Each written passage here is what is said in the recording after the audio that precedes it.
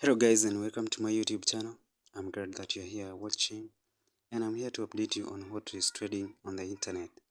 Now, MAN STEVO or Comrade Flavor have revealed that they have officially broken up with the Comrade triplets, and he has also pointed out that he is ready very soon to introduce his new girlfriend. What's your current relationship status?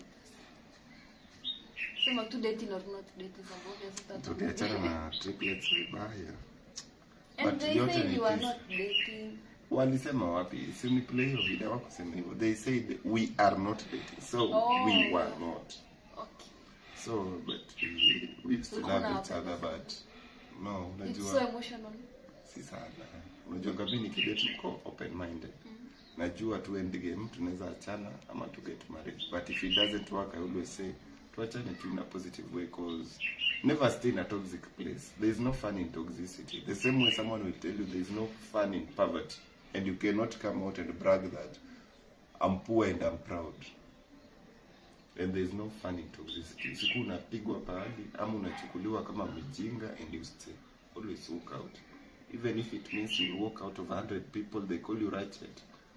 It matters a lot. So tuliachana on good basis, on mature ground, the way I tell you. And I'm good with it, they are good with it. But right now, I have a beautiful wife. I'm yet to lot.